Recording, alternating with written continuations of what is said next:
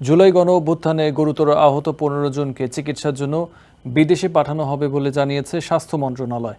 সচিবালয়ে এক ব্রিফিংয়ে এই কথা জানিয়েছেন অতিরিক্ত স্বাস্থ্য সচিব হেলাল উদ্দিন। জানান, বৈষম্য বিরোধী ছাত্র আন্দোলনে এখন পর্যন্ত ৭০৮ জন নিহতের তথ্য পাওয়া গেছে। আহত হয়েছেন প্রায় ২৫,০০০। তালিকা চূড়ান্ত করতে সারা দেশ থেকে তথ্য সংগ্রহ করা হচ্ছে বলেও জানান তিনি।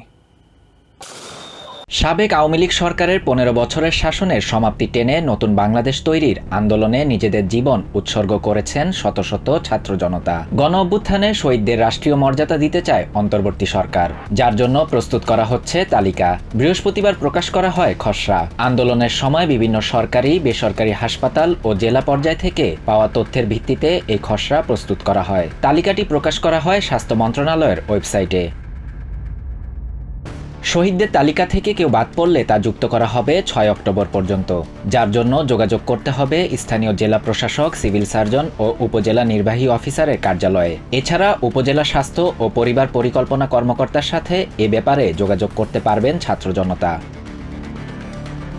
স্বাস্থ্য অধিদপ্তরের উপপরিচালক মইনুল আহসান জানান, আন্দোলনে নিহতের সংখ্যা ৭০৮ জন এবং আহত ২৫,০০০। গুরুতর আহতদের চিকিৎসার জন্য প্রয়োজনে বিদেশে পাঠানো হবে বলে জানান অতিরিক্ত স্বাস্থ্য সচিব হেলাল উদ্দিন। তিনি বলেন, বাংলাদেশ সরকারের আমন্ত্রণে চায়নার মেডিকেল টিম দ্রুত সময়ে ঢাকায় এসেছে।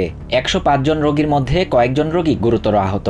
এই রোগীদের বিষয়ে তারা কিছু পরামর্শ দিয়েছেন। সিনিয়রদের সঙ্গে পরামর্শ করে দ্রুত একটি পূর্ণাঙ্গ অ্যাসেসমেন্ট স্বাস্থ্য অধিদপ্তরকে দিবে বলেও জানান হেলাল উদ্দিন। নিহত এবং আহতের সংখ্যা বৃদ্ধি পেতে পারে বলে জানান সংশ্লিষ্টরা। শাহরিয়ার শাফাত, TVN 24 নিউজ ডেস্ক।